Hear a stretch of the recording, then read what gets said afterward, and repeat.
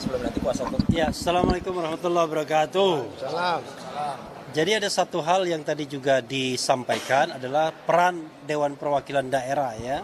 Karena mereka dipilih rakyat, kami berharap mereka menyuarakan juga terutama hal-hal yang bersifat potensi kriminalisasi terhadap orang yang melakukan penelitian, mengeluarkan pendapat baik secara lisan dan tulisan.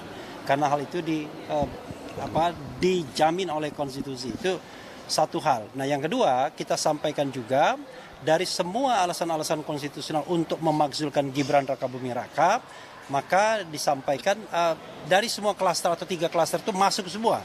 Klaster melakukan perbuatan tercela masuk, klaster tidak lagi memenuhi syarat masuk, klaster melakukan pelanggaran hukum berat masuk. Sehingga kita berharap ada proses politik yang cepat, bertanggung jawab, dan taat pada konstitusi, sehingga negara kita betul-betul bisa menegakkan prinsip-prinsip sebagai negara konstitusional demokrasi atau demokrasi konstitusional. Terima kasih. Terima kasih, saya tambahkan sedikit. Pertemuan ini adalah pertemuan yang pertama dengan DPD karena kami mengajukan surat untuk beraudiensi. Insya Allah akan diundang untuk beraudiensi dengan RDPU ya. Kita harapkan karena kami bersurat tadi.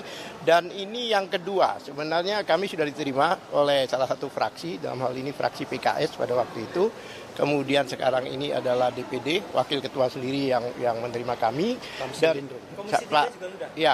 Komisi 3 kami sudah ajukan berapa bulan yang lalu, 2 bulan atau mungkin 3 bulan yang lalu, sampai sekarang kami masih menunggu respon dari Komisi 3. Mudah-mudahan dengan pertemuan dengan DPD ini akan memotivasi kawan-kawan di Komisi 3 untuk mengundang kami untuk melakukan RDPU. Karena ini penting sekali untuk ditemukan. Tidak untuk artinya ditemukan dengan pihak-pihak, baik itu pihak dari pihak Jokowi, kemudian dari kepolisian, dengan KPU, UGM dan sebagainya. Dan tadi juga kami sudah sidang di Komisi KPI ya, Komisi Informasi Publik ya, yang mana pusat kami bermediasi ya kan di sana, dan insya Allah tanggal 5 akan ada sidang kembali di sana di RDP. Jadi kawan-kawan kalau mau hadir, terima kasih untuk support dan untuk memberikan informasi pada masyarakat. Terima kasih. Ya, cukup. Cukup.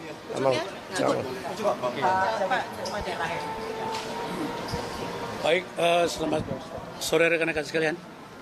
Seperti yang disampaikan oleh RRT tadi, Bang Roy, Rismon dan Tipa, dan Bung Repli sama Pak Katiri, kami hari ini dengan syukur boleh berdiri di gedung lembaga negara ini, ya lembaga yang mulia ini.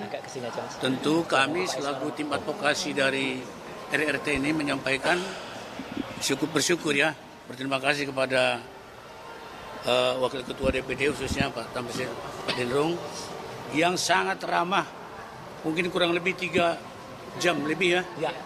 Kita berbicara, diberikan kesempatan menyampaikan apapun hal-hal yang dihadapi, khususnya kalau kami sebut penelitian ini sampai sekarang. Dan mereka sangat, Bapak itu sangat menghargai dan mengapresiasi semua yang kami sampaikan itu, detik kata demi kata disampaikan. Kami tentu dari tim advokasi hukum menyampaikan apa yang terjadi selama ini. Ya, khususnya RRT ini dalam melaksanakan katakanlah kegiatannya dalam pengungkapan ijazah palsu ini banyak sekali mendapat benturan dari khususnya instansi pemerintah juga. Ini yang bikin seharusnya tidak boleh terjadi. Akhirnya ketemulah hari ini dengan Bapak Tamzil Rindu, Wakil Ketua DPD, akhirnya kita bukakan semua itu. Dan mulai kemarin mulai terbuka kegiatan kami sebagian, Seknek itu membuka pintu lebar-lebar. Sebelumnya Dasmen itu sangat menutup pintu. Jadi saya kembali menyebut itu pun sulit sekali karena sulit masuknya juga. Oleh sebab itu kepada pemirsa sekalian, kami tim hukum sangat mendukung gerakan ini. Gerakan ini sekali lagi saya katakan gerakan yang mulia dan tidak boleh dihambat. Jika dihambat, hambat juga dengan ilmiah. Kami dari tim hukum mengatakan seperti itu, tidak menantang, tapi ini di sebelah kanan saya ini semua pakar dalam bidangnya. khususnya fokus dalam hal ijazah palsu tersebut. Dan di belakang mereka ini juga didampingi oleh pakar-pakar hukum, pakar tata negara, dan semua ada di sini. Oleh sebab itu, ini gedung lembaga negara, gedung yang mulia, kami bersyukur boleh terima oleh Wakil Ketua DPD sore hari ini. Selanjutnya ditambahkan rekanku. Ya. Baik, terima kasih. Assalamualaikum warahmatullahi wabarakatuh. Waalaikumsalam. Puji syukur kehadirat Allah Subhanahu Wa Taala. Alhamdulillah kita hari ini diterima oleh Bapak Tamsil Lindrung dari DPD, yang dari sekian banyak instansi pemerintah, instrumen negara, baru ada 2 yang berani menerima kita berbicara tentang masalah kasus ini. Yang lainnya itu pada ciut, bersembunyi, nggak tahu mereka makan uang negara, digaji oleh negara, tetapi tidak berani menyuarakan kebenaran. Patut satu hal yang kita harus berikan penghargaan terbesar bagi para pejabat yang berani melakukan itu, juga kepada para orang-orang yang berani mengambil langkah-langkah yang berkorban untuk demi menegakkan kebenaran. Ada Bu Tipa, ada Dr. Rismond, ada Dr. Roy Suryo, dan para penegak hukum lainnya, dan para PH lainnya yang luar biasa mengambil langkah-langkah yang mungkin berseberangan dengan kenyamanan. Ya. Kemudian satu hal bahwa kita minta tadi kepada DPD dalam hal ini untuk menyuarakan aspirasi kita, salah satunya bahwa masalah kasus laporan di TPUA di Bareskrim Mabes Polri itu seharusnya sudah harus dilakukan langkah-langkah selanjutnya untuk dilakukan penindakan atau penangkapan terhadap orang-orang yang terbukti sudah jelas bahwa selama ini dianggap bahwa kita tidak ada bukti karena tidak ada tidak dilihat aslinya. Ternyata sudah ada jelas foto dari Jokowi, yaitu dia didapatkan dari teman-teman ini dari KPU. Ya. Orang-orang ditegaskan. Orang-orang Jokowi sudah jelas melakukan dugaan tindak pidana. Untuk itu di proses hukum. Kemudian untuk kasus kita yang sebagai terlapor di Polda Metro Jaya, yang sudah jelas-jelas itu harusnya dihentikan. Karena mereka itu adalah orang-orang yang melakukan pelaporan polisi yang tidak sesuai dengan aturan hukum yang ada. Ya, mungkin begitu. Selanjutnya saya juga menyampaikan bahwa persoalan ini adalah persoalan besar bagi bangsa. Kapan akhirnya ke suatu saat ini terbongkar, maka orang-orang yang bersembunyi selama ini yang tidak berani menyampaikan kebenaran, maka kalian akan ditertawain oleh rakyat. Ya, kebenaran pasti akan tegak. Ya, demikian dari saya. Barakallahu fiik. Terima kasih. Kami juga beberapa waktu yang lalu sudah melayangkan beberapa surat kepada Komisi Ombudsman. Alhamdulillah kami direspon, Komnas HAM kami direspon. Permintaan kami kepada Komisi 3 untuk dilakukan audiensi dan RDP sampai hari ini kami belum direspon. Kami meminta untuk segera dilakukan RDP karena semua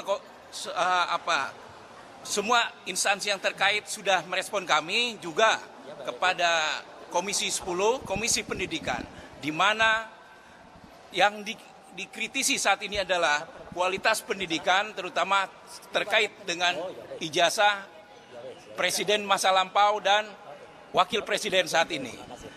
Sekali lagi kami meminta untuk Komisi 3, Komisi Penegak Hukum, untuk segera merespon permintaan kami untuk segera audiensi dan RDP. Cukup. Oke. Ya, terakhir. Ya, dari saya sedikit saja. Sebagai jurnalis yang salah satu dari terlapor, saya tadi sangat berterima kasih kepada Pak Tamsil Lindrung sebagai wakil rakyat. Kita harus ingat bahwa DPR RI dan DPD RI itu adalah wakil rakyat. Sementara kalau seperti Mendikdasmen atau segala macam orang yang ada di situ itu bukan wakil rakyat, itu adalah pembantu presiden. Mereka hanya membantu presiden, dan kalau kelakuannya tidak beres bisa diganti kapan saja oleh Pak Presiden Prabowo.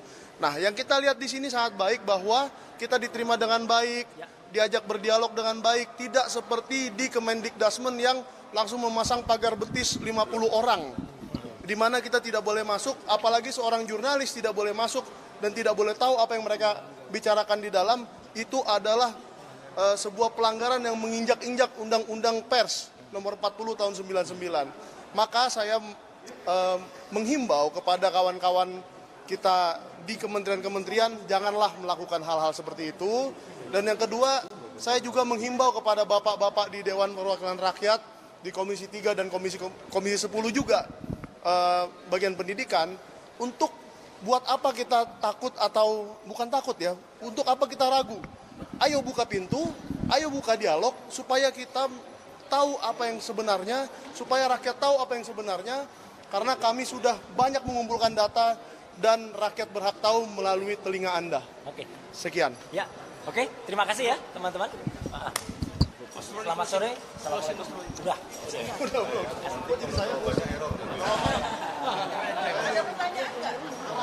Ya cukup.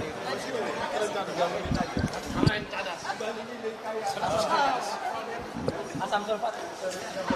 Nanti kalau misalnya itu ntar saya hubungin lagi. Tanggal 5 kita ada ini lagi di komisi 3. Enggak, komisi informasi.